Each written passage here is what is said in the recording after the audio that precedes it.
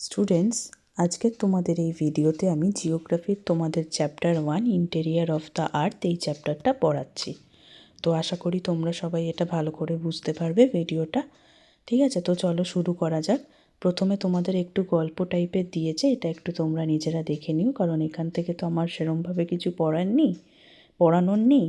তো এখান থেকে আমি মেন স্টার্ট করছি। দেখো, বলেছে আমাদের আর্থের রেডিয়াস মানে পুরো আর্থের সেন্টার থেকে আর্থের যে বাইরে অবধি যেটা রেডিয়াস হয় সেটা কতটা না 6370 কিলোমিটার।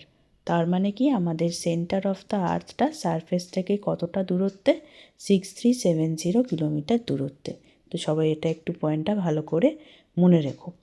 তারপর দেখো কি বলেছে, যে আমাদের ওয়ার্ল্ডের সবচেয়ে ডিপ যে খনি রয়েছে কিসের, গোল্ডের, সোনার খনি, সেটা কোথায় লোকেটেড না, এটা হচ্ছে সিচুয়েটেড ইন সাউথ আফ্রিকা। সেটা কতটা দূর মানে দূরত্বে, দেখো দূরত্বটা কিন্তু অল্পই, 3 থেকে 4 কিলোমিটার ডিপে মাত্র। আর এটার নামটাও মনে রাখবে, এটা হচ্ছে রবিনসন ডিপ। তারপর দেখো এই পয়েন্টটা মনে রাখবে যে আমাদের আর্থের ইন্টেরিয়ারে টেম্পারেচারটা কত করে বাড়ে না 1 ডিগ্রি করে বাড়ে প্রতি 33 মিটার ডিপে যখন যাওয়া হয়।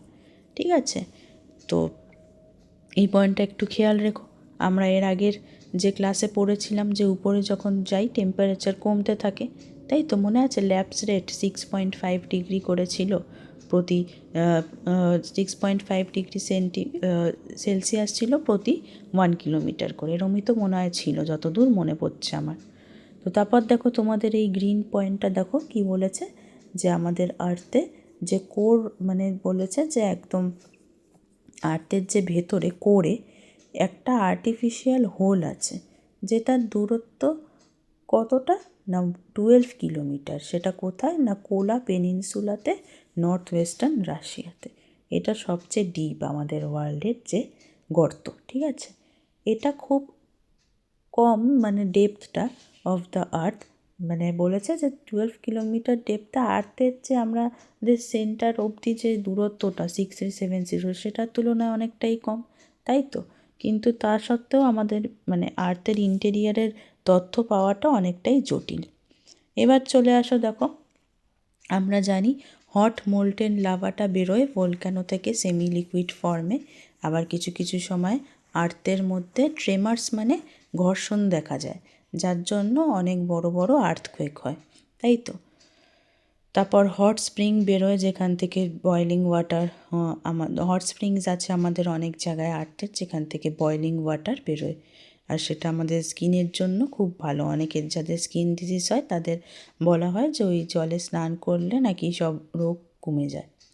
তারপর দেখো এখানে বলেছে যে ডান দিকটা দেখো ম্যাগমা কি, এটা মনে রাখবে যে আমাদের যখন আর্থের ভেতর থেকে যে লিকুইডটা মিক্স হয় গ্যাস আর ভেপারের সাথে, ঠিক আছে, কেন না ওখানে হচ্ছে প্রচণ্ড এনার্মাস মানে প্রচণ্ড প্রেশার আর টেম্পারেচার আর্থের ইন্টেরিয়ারে রয়েছে।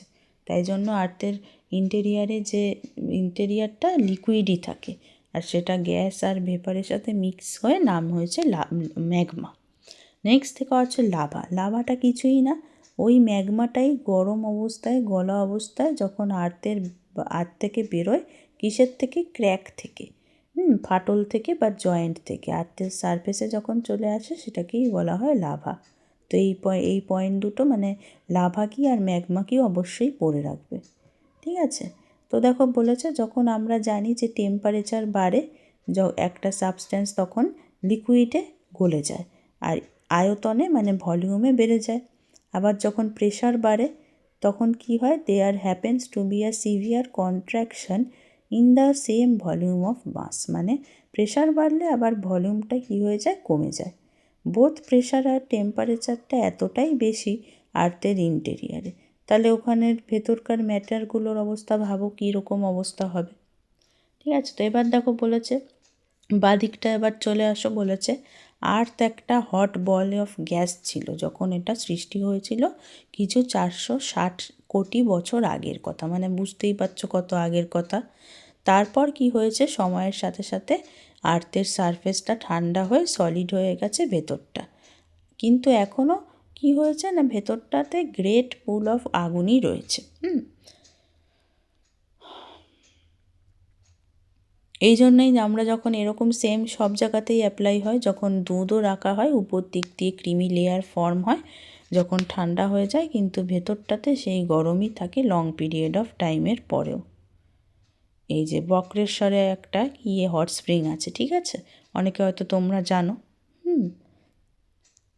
কেম to know from his mother that, হ্যাঁ, এই যেটা কি হচ্ছে না, দেখো ground water of the earth যে আমাদের আছে, যেটা কি না water stored in different layers of the আর্থটা যখন হিট হয়ে যায় আর বয়েল হতে শুরু করে, তারপর সেটা আমাদের আর্থের ইন্টেরিয়ারে যে হিটটা আছে, যেটাকে বলা হয় কি হিট না জিওথার্মাল হিট, সেটার সাথে টাচে আসার পর যখন জলটা বেরোয় আর্থের উপরে সারফেসের যে ক্র্যাক মানে ফাটল আর জয়েন্ট দিয়ে, তখনই সেইটাকে বলা হয় হট স্প্রিং।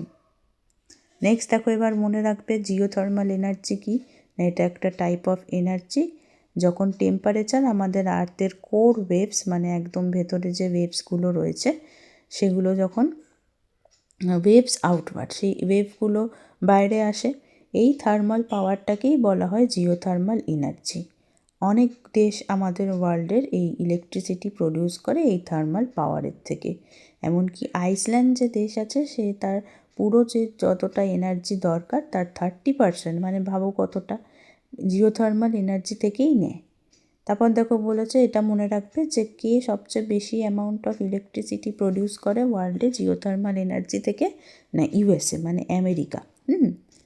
তারপর দেখো বলেছে এই যে এনার্জি প্রডিউস হচ্ছে জিওথার্মাল এনার্জি থেকে, সেটা আমাদের নির্ভরতাটা কমিয়ে দেয় কিসের না ফসিল ফুয়েলের উপর, যে আমরা এনার্জি নিই ফসিল ফুয়েল থেকে, যেরকম কোল আর পেট্রোলিয়াম হলো এটা। তারপর চলে আসো ডেনসিটি অফ দ্য আর্থ। তার আগে জেনে নাও ডেনসিটি কি, এটা মনে রাখবে যে ডেনসিটি হচ্ছে মাস পার ইউনিট ভলিউম, তাই তো, এটা আমরা সায়েন্সেও পড়ছি চ্যাপ্টার 1-এ। তো আমরা এটা কিভাবে মেজার করি না কতটা মাস আছে in 1 cubic centimeter of its volume. Density of a matter gives us an idea of how close বা মানে ডেনসিটি থেকে আমরা কি বুঝতে পারি যে কতটা কাছে কাছে আছে মলিকিউল নাকি কতটা দূরে দূরে আছে। যেমন ছবিটাতে দেখো যে দুটো বক্সের দিয়েছে, প্রথম বক্সটাতে ভেতরে যে মলিকিউলগুলো কাছে কাছে আছে অনেক ক্লোজলি প্যাকড, তাহলে এটার ডেনসিটিটা অবভিয়াসলি গ্রেটার পরেরটার থেকে। তো এটাই দেখো বলেছে যে আয়রন প্লেটটা কেন বেশি ভারী লাগে অ্যালুমিনিয়াম প্লেটের থেকে, যদিও যদি সেম ভলিউমের হয়, কারণ আয়রন ইজ ডেন্সার দেন অ্যালুমিনিয়াম, ঠিক আছে। এবার চলে আসো আবার বাদিকটাতে, আর্থের এবার ডেন্সিটি নিয়ে একটুখানি পড়া যাক। তো দেখো বলেছে, এটা মনে রাখবে যে আমাদের অ্যাভারেজ আর্থের সারফেসের ডেন্সিটি কত, 2.6 থেকে 3.3 gram per centimetre cube. Average density of matter আমাদের আর্থের সেন্টারে যেটা রয়েছে সেটা হচ্ছে আবার অনেকটা বেশি, 11 গ্রাম পার সেন্টিমিটার কিউব। বলেছে যে ডেন্সিটিটা বেড়ে যায় কতটা না 13-14 গ্রাম করে পার কিউবিক সেন্টিমিটার আর্থের যখন আমরা ভেতরে ঢুকি। কিন্তু বলেছে আর্টিফিশিয়াল স্যাটেলাইটের অনুযায়ী, মানে বাইরে আমাদের যে স্যাটেলাইট পাঠা হয় আর্থের বাইরে পাঠানো হয়, সেখান থেকে দেখা গেছে যে আর্থের একটা অ্যাভারেজ ডেন্সিটি হোল হিসেবে দেখতে গেলে দাঁড়ায় 5.5 গ্রাম পার সেন্টিমিটার কিউব।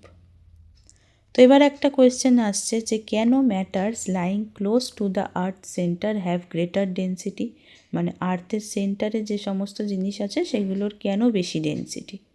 তো এটা পড়বে কি বলেছে না হেভি ম্যাটার্স যেটা হয় সেটা সবসময় থিতিয়ে যায় ভেতর নিচের দিকে, প্রেসিপিটেট আন্ডারনিট, আর লাইট ম্যাটেরিয়ালগুলো উপরে ফ্লোট করে। তো আর্থ যখন অরিজিন হয়েছিল শুরু হয়েছিল তখন গরম আর ঘন ম্যাটারগুলো আর্থের ভেতর দিকে ঢুকে গেছে আর্থের গ্র্যাভিটির পুলের জন্য।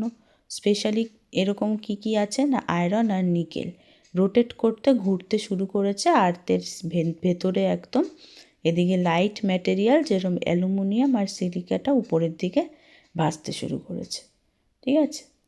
তারপর দেখো আবার ডান দিকে চলে আসো, ইয়েলো বক্সটাতে কি বলেছে যে প্রেশার বাড়ে যত আর্থের ভেতরে ডেপথে যাওয়া হয়। কেন না ভেতরে গেলে ডেন্সিটিটা বাড়ছে প্রেশার বাড়ানোর জন্য। তো সেমভাবে ম্যাটার যেগুলো বেশি ডেন্স সেগুলো বেশি প্রেশার এক্সার্ট করে, তাই ভেতরে যেহেতু যখন টেম্পারেচার আর প্রেশার দুটোই বাড়ানো হচ্ছে তো সেখানে কী কী রয়েছে, তো সেখানে যে সাবস্টেন্সগুলো থাকবে, পদার্থগুলো, সেগুলো আইদার ইন মানে নয় সলিড স্টেটে থাকবে, নয় লিকুইড স্টেটে থাকবে, না হলে সেমি লিকুইড স্টেটে থাকবে, মানে না সলিড না লিকুইড, সেটাকেই বলা হয় সেমি লিকুইড স্টেট। হলো। এবার আবার চলে আসো বাদিকটাতে, সিসমিক ওয়েভস। দেখো, সায়েন্টিস্টরা কালেক্ট করেছে তথ্য আর্থের ভেতরের কি ওয়াচ করে না, movement of the seismic waves, মানে আমাদের সিসমিক ওয়েভস মানে এই যে যখন আমাদের আর্থকোয়েক হয় তখন যে ওয়েভসটা জেনারেট হয় সেটাই হচ্ছে সিসমিক ওয়েভস। দেখো গোলটার মধ্যে ছবিটাতে আঁকা রয়েছে। তো এই ওয়েভগুলো যখন পাস হয় বিভিন্ন সাবস্ট্যান্সের মাধ্যমে, কিছু কিছু সময় লম্বা হয়ে যায়, কিছু কিছু সময় শর্ট, আবার কিছু কিছু সময় ভেরি র্যাপিড অর স্লো, মানে নয় কুইক হয় নয় স্লো হয়। তো এই যে velocity of this seismic waves মানে স্পিডটা বলতে পারো, তো এইটাকে বলা হয় মানে দুটো ওয়েভসে ভাগ করা হয়েছে। একটা কি ওয়েভস, খুব important, primary waves or P waves, বা আরেকটা হচ্ছে secondary waves or S waves. এইটা নিজেদের দিক পরিবর্তন করে অফ দেয়ার ফ্লো।